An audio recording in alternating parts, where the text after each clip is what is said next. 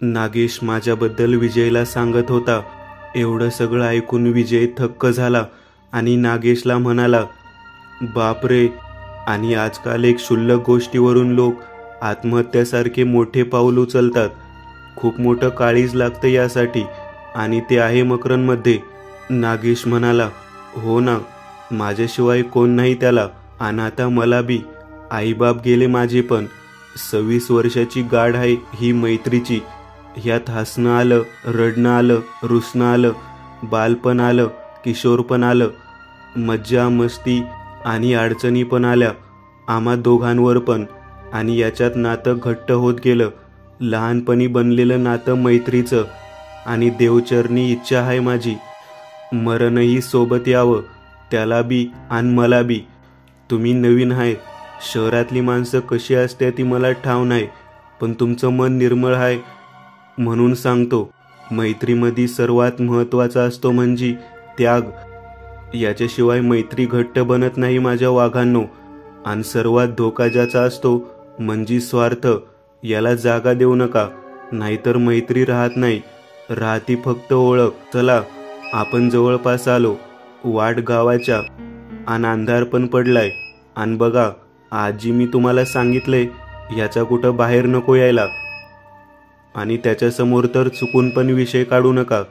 मला कळलं तर माझी कुऱ्हाड आहे आणि तुमचं मुंडकं. जेलमध्ये गेलो तरी माझ्या पोरांना मक्या सांभाळीन, पण तुम्हाला सोडणार नाही मी. बाकी सगळे हसले आणि ठीक आहे म्हणत बोलायचं थांबले. मी पण काही वेळाने उठलो आणि बाकीच्यांना म्हणालो, अरे आलो आपण, मला उठवलं का नाही? अंकुर म्हणाला, अरे शांत झोपला होतास. म्हटलं कशाला तुझी झोप मोड, म्हणून उठवलं नाही. बोल आता काय करायचं? मी म्हणालो, काय करायचं? हॉटेल बघा, एखाद रात्र तर झाली आहे, आता उद्या बघू. धबधबा वगैरे.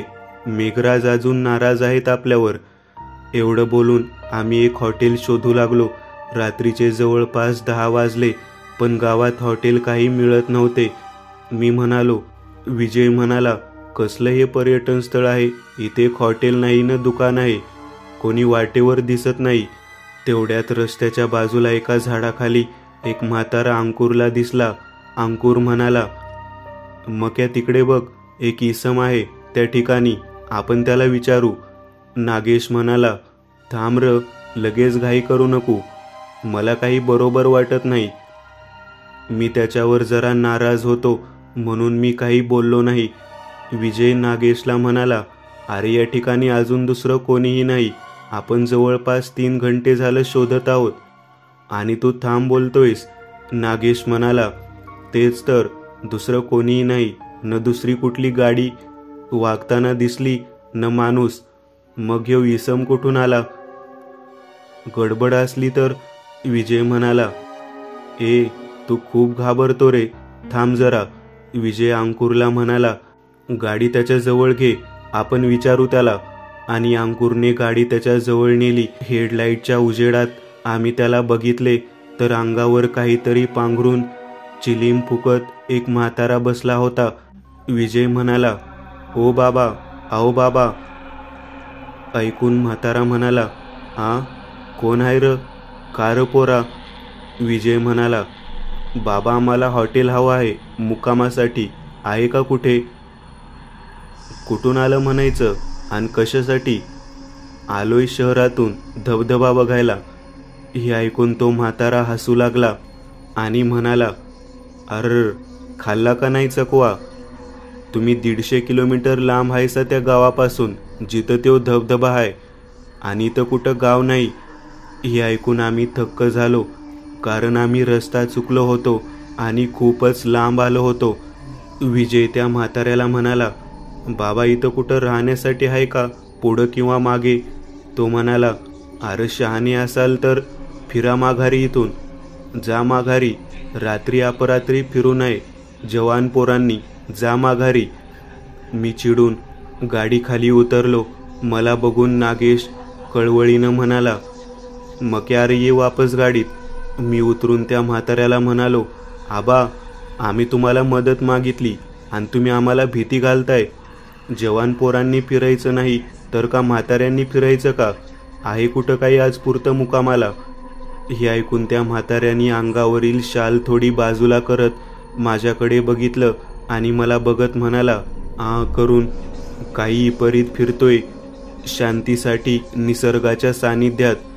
हे ऐकून नागेश पण गाडीच्या खाली आला.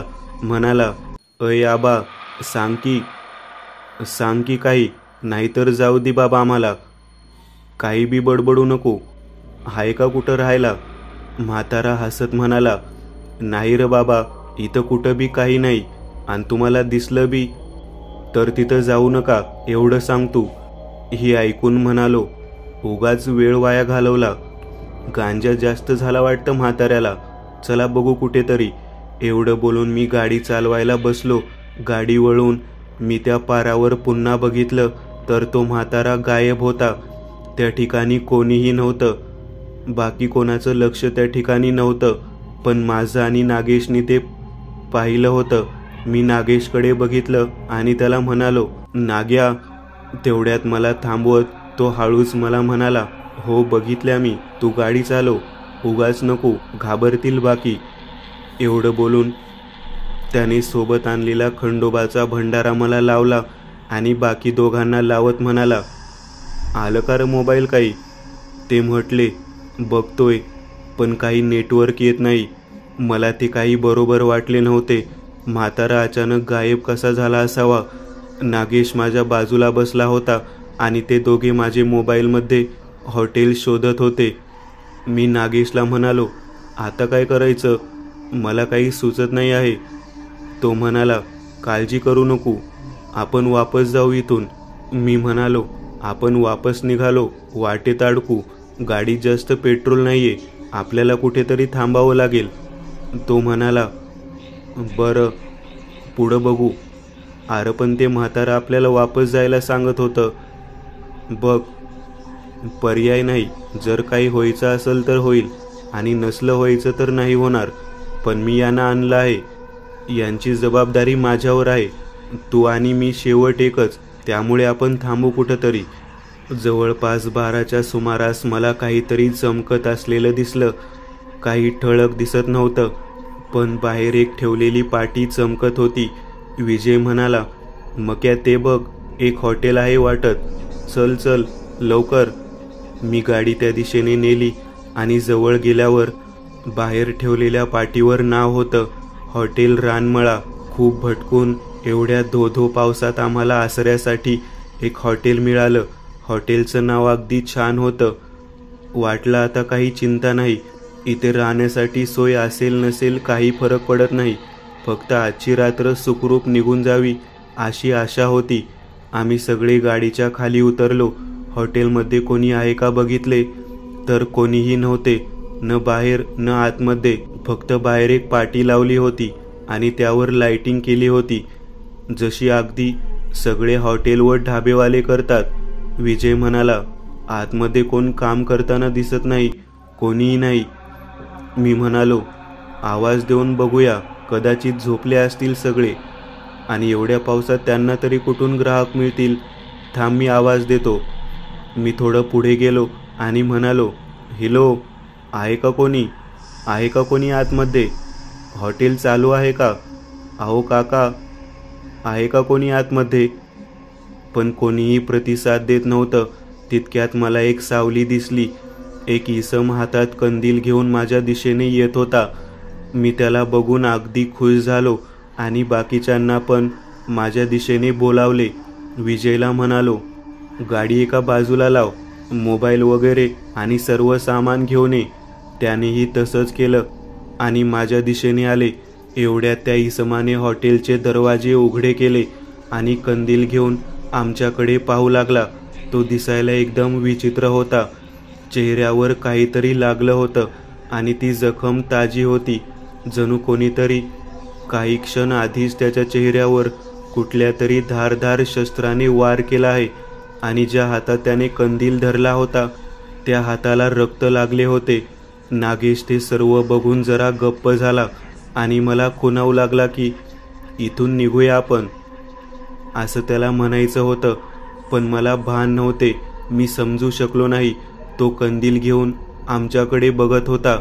मी म्हणालो, अहो काका, हॉटेल चालू आहे. त्याने जरा वेळ थांबून विचित्र उत्तर दिले, मग दरवाजे का उघडले असतील मी तुमची तोंड बघायला? हॉटेल रानमळामध्ये तुमचं स्वागत आहे. बोला, काय सेवा करू? विजय म्हणाला, आधी जेवण करू आणि नंतर आराम. आजची रात्र मुक्काम करण्याची इच्छा आहे.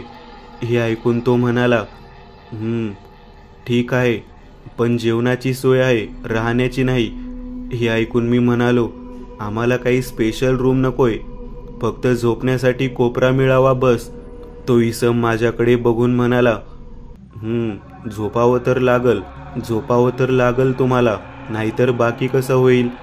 हे ऐकून मी जरा शांत झालो आणि म्हणालो, काय म्हणायचं आहे तुम्हाला? बाकी म्हणजे? तेवढ्यात मला थांबवत तो म्हणाला, अरे तुम्ही सगळे थकलेले दिसत आहात. बाकी तुम्ही काही करणार नाही, बस झोप हवी आहे तुम्हाला, बरोबर ना? तुमचे डोळे सांगतात मला सगळं. या माझ्या मागे. आणि पुढे चालू लागला. आम्ही सगळे सामान घेऊन त्याच्या मागे चालू लागलो. तेवढ्यात तो म्हणाला, तो हातात कुऱ्हाड आणि अंगावर घोंगडी घातलेला आहे, त्याला म्हणाव त्याच्याजवळचं सगळं बाहेर ठेवणे. म्हणजे तो नागेशबद्दल बोलत होता. त्याच्या हातात एक कुऱ्हाड आणि बाकी त्याने अंगावर घोंगडी पांघरली होती आणि कडेवर खंडोबाच्या भांडाऱ्याची एक छोटीशी पोटली होती. अंकुर म्हणाला, याला म्हटलं होतं कुऱ्हाड वगैरे घेऊन यायची गरज नाही, तर घेऊन आलाय.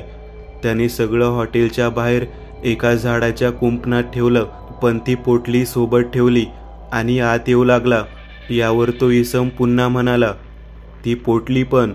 मी त्याला म्हणालो, अहो त्यात काही नाही, देवाचा भंडार आहे, काही वेगळं नाही, आम्ही कसलाच नशा करत नाही. त्यावर तो म्हणाला, मला माहीत आहे, पण या हॉटेलचा मालक नास्तिक आहे, त्याला हे सगळं चालत नाही. बाकी तुम्ही काही करा, पण हे देवधर्म त्याला जमत नाही, उगाच अडचणीत पडाल तुम्ही. ठीक आहे. आणि मी नागेशला इशारा केला की ती पोटली पण बाहेर ठेव. नागेश सगळ्यांना म्हणाला, चला इथून आपण वापस जाऊ, इथं नग थांबाया. हे ऐकून मात्र विजय आणि अंकुर चिडून म्हणाले, ए बाबा, आता तुझं कथन नको चालू करू, आधीच खूप थकलो आहोत आणि भूकही लागली आहे. चल ना बाबा, ये ना आतमध्ये. सगळं बाहेर ठेवून मी त्याला डोळ्याने हामी भरत इशारा केला आणि यायला सांगितलं आणि शेवट तो आला. आम्ही त्या इसमाच्या मागे चालत होतो. मी त्याला विचारले, तुमच्या हाताला रक्त कसे लागले? तो म्हणाला, विच्छेदन करत होतो बकरीचं, आत्ताच कापली आहे. अच्छा, पण हॉटेलमध्ये बाकी कोणीही ग्राहक दिसत नाही आहे, मग एवढ्या रात्री बकरी कापली? मला समजले नाही. तो म्हणाला, तुम्हाला मी कोण वाटलो? मी एक नोकर आहे. या हॉटेलमध्ये अजून खूप सारे नोकर आहेत, त्यांना कापली आहे. ते आतमध्ये रसोईमध्ये जेवण करीत आहेत. तुमचा आवाज आला म्हणून मी बाहेर आलो. विजय म्हणाला, बरं झालं तुम्ही मिळाला आम्हाला, नाहीतर आम्ही उपाशी राहिलो असतो. यावर तो म्हणाला, आम्हीही म्हणजे कामा वाचून. या ठिकाणी कोणी येत नाही, जास्त काम नसतं आम्हाला.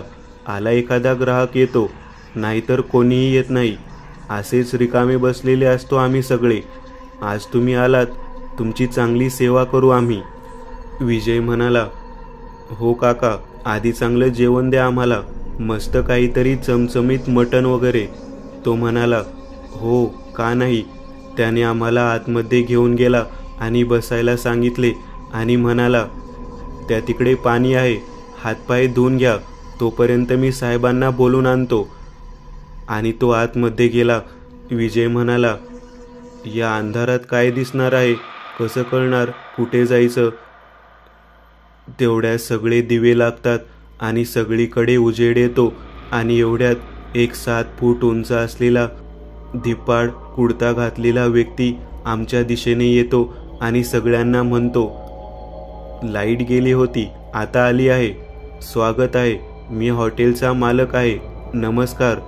हॉटेलच्या मालकाला पाहिल्यानंतर आम्हाला एकदम वेगळं वाटलं, कारण अशी एखादी व्यक्ती आम्ही कधीच पाहिली नव्हती. भारदस्त आवाज, राहणीमान असं की मोठा जमीनदार आहे, हातात महागडा मोबाईल वगैरे. तो आम्हाला म्हणाला, काय जेवणार तुम्ही, शाकाहारी की मांसाहारी? अंकुर म्हणाला, यात काय विचारण्यासारखं, मटण थाळी आणा सगळ्यांना मस्त. तो म्हणाला, ठीक आहे, आणि आत गेला. नागेश गप्प होता, अगदी शांत.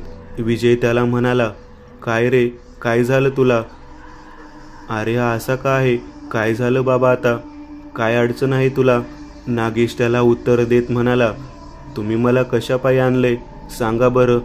सगळे म्हणाले, सोबत फिरायला. नाही, अजून दुसरं कारण आहे. ते सांगा.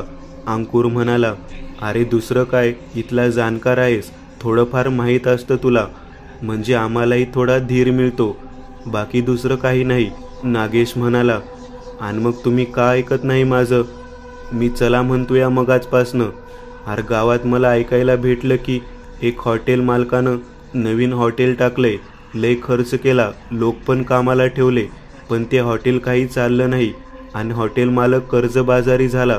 नंतर कामाला ठेवलेल्या माणसाची पगार थकबाकी पण देणं होईना. शेवट ते पागल झालं आणि त्याने एक दिवशी सगळ्या लोकांना विष देऊन मारून टाकलं आणि स्वतः पण मरून गेला. बातम्यात पण आलं होतं की, तुम्हाला कळलं नाही का? विजय म्हणाला, मग त्याचा आणि याचा काहीतरी संबंध आहे का? उगाच काही पण असेल, झाला असेल, मला कल्पना नाही, पण याचा आणि त्याचा दूरपर्यंत संबंध नाही. एवढ्यात एक इसम जेवणाची ताट घेऊन आला. सगळ्यांना जेवण वाढले. सगळ्यांनी पोट भरून जेवण केले. थोडा वेळ बसून आम्ही हॉटेल मालकाला आवाज दिला, पण कोणीही येत नव्हतं. इतक्यात लाईट गेली. अंकुरनी आवाज देत राहिला, पण कोणीही आलं नाही. विजय म्हणाला, जाऊ दे, सकाळी देऊ. आता सगळ्यांनी एक एक कोपरा धरा आणि झोपी जा, खूप थकलो आहोत आज. आणि सगळे कुठे ना कुठे जागा बघून झोपायला गेले. बाहेर पाऊस चालू होता. जवळपास 1:30 वाजत आला होता. अजून कोणीही कसं आलं नाही. साधं टेबलवरची ताट पण कोणी उचलली नाही. काय भानगड असेल असा सगळे विचार करू लागले. तितक्यात तोच माणूस, हॉटेलचा मालक, अंगावर शाल घेऊन आमच्या जवळ आला. मी म्हणालो, मालक कुठे होतात? मला वाटलं झोपले असाल. बरं ते जाऊ द्या, बिल किती झालं सगळं? तो एकदम भरडे आणि भयानक आवाजात म्हणाला, 50 लाख रुपये. हे ऐकून मी त्याच्याकडे बघितले तर त्याचा चेहरा इतका भयानक आणि विद्रूप होता.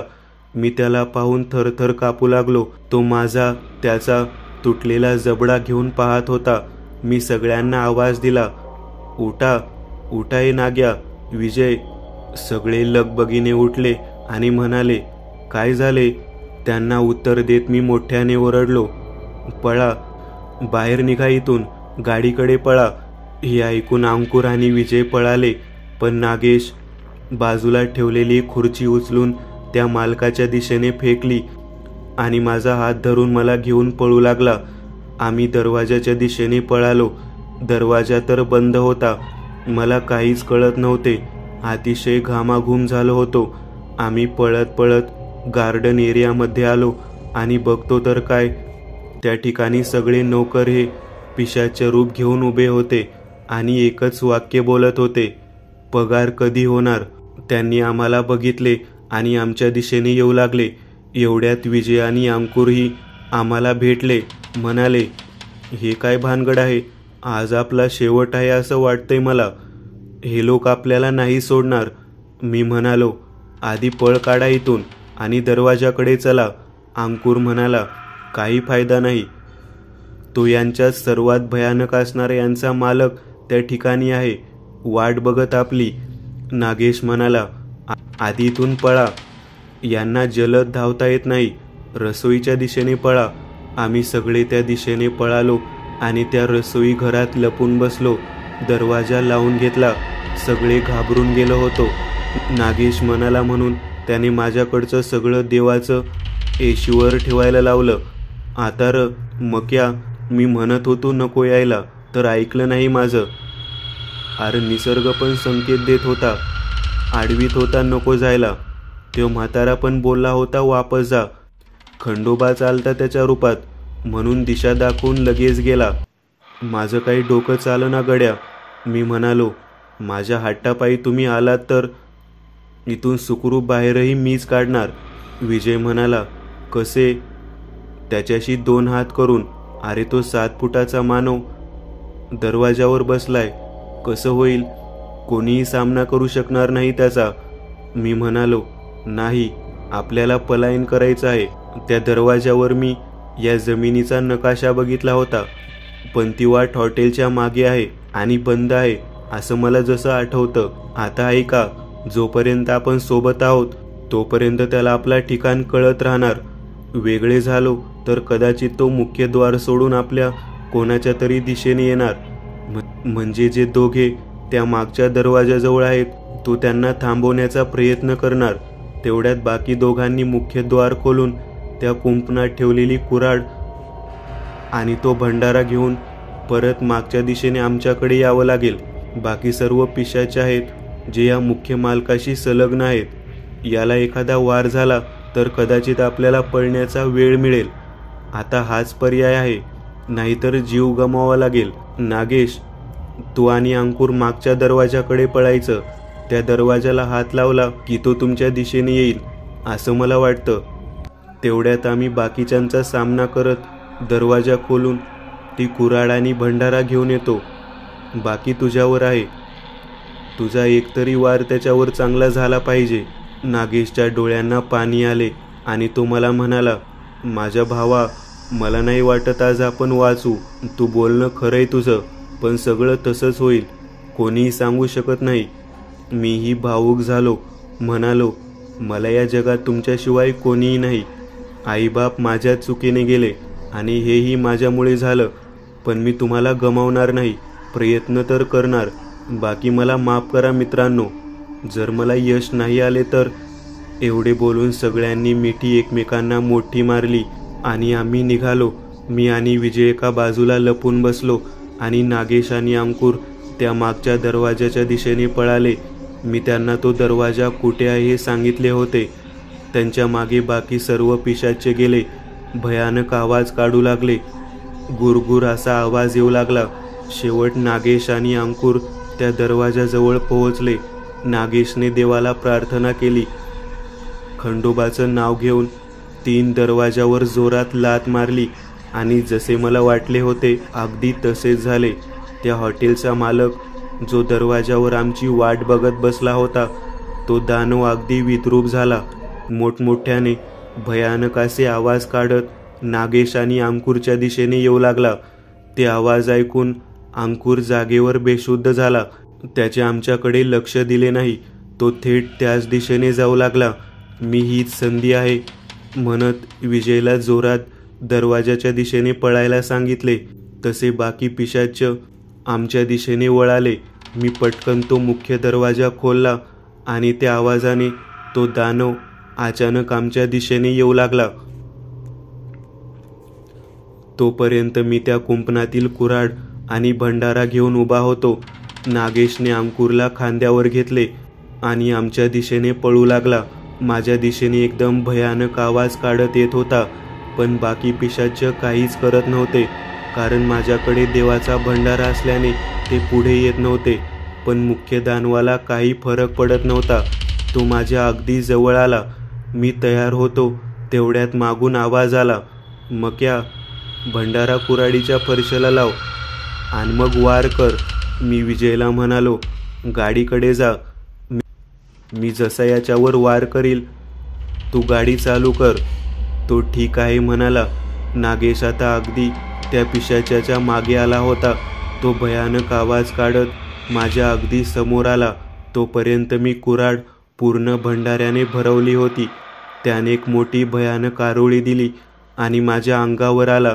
खंडोबा राया धाव अशी मोठी आरोळी दिली आणि सर्व ताकदीने त्याच्या छातीत कुऱ्हाड फसवली. यामुळे तो अगदी घायाळ झाला आणि खाली पडला. भरडे भयानक आवाज काढू लागला. मी विजयला म्हणालो, गाडी चालू कर. एवढ्यात नागेश अंकुरला घेऊन गाडीकडे आला. मी बाकी जेवढे पिशाचे होते त्यांना मागे सारत होतो. नागेश म्हणाला, बस लवकर. मी गाडीत बसलो आणि विजयला म्हणालो, जेवढा वेग आहे तेवढ्या वेगाने गाडी पळव. तो दानवही उठला होता. काही वेळ पुढे गेल्यावर आम्हाला वाटलं आम्ही वाचलो, पण बघतो तर काय, तो अगदी आमच्या पाठी आहे, पळत आहे आणि भयानक आवाज काढत एकच वाक्य बोलत आहे, थांबा, सोडणार नाही, बिल देऊन जा. मी म्हणालो, तू गाडी पळव, यांची एक मर्यादा असते, ते त्यांच्या पुढे येत नाही. जवळजवळ 5-10 किलोमीटर तो आमचा पाठलाग करत होता आणि शेवटी त्याने एक मोठी किंचाळी देत गाडीवर एक पंजा मारलाच. यामुळे गाडीचं नियंत्रण सुटलं आणि आमची गाडी एका झाडाला धडकली. तिथून पुढे 1 महिन्याने माझे डोळे एका दवाखान्यात ICUमध्ये उघडतात आणि माझ्यासमोर अंकुर, श्रेया, विजय आणि नागेश व त्याची बायको उभे होते. मी म्हणालो, कुठे आहे मी? एवढ्यात मला थांबवत विजय म्हणाला, ठीक आहेस तू, हॉस्पिटलमध्ये आहेस. मी म्हणालो, तुझ्या पायाला प्लास्टर कसे आणि बाकीच्यांना पण पट्ट्या आहेत, काय झाले होते? अंकुर म्हणाला, काही नाही, अपघात झाला होता, एक मोठा धक्का बसला आणि आपण एका मोठ्या झाडाला धडकलो. यात विजयचा पाय, माझे दोन्ही हात आणि एक पाय व नागेशच्या मणक्याला थोडा मार बसला. तुझ्या डोक्याला मार बसल्यामुळे तू 1 महिना झालं कोमात होतास, आज शुद्धीवर आलास.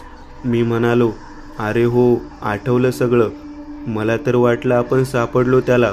नागेश म्हणाला, नाही बाबा, त्याचं जेव्हा आपल्या गाडीला पंजा मारला तेव्हा आपण अगदी त्याच्या हद्दीच्या बाहेर आलो होतो, पण पाऊस आणि अतिवेगामुळं या विजाकडून नियंत्रण सुटलं आणि आपण असं झालो. मी एक स्मित हास्य दिले आणि श्रेयाकडे पाहिलं. ती म्हणाली, काय मग, जायचं का आणखी ट्रिपला कुठे?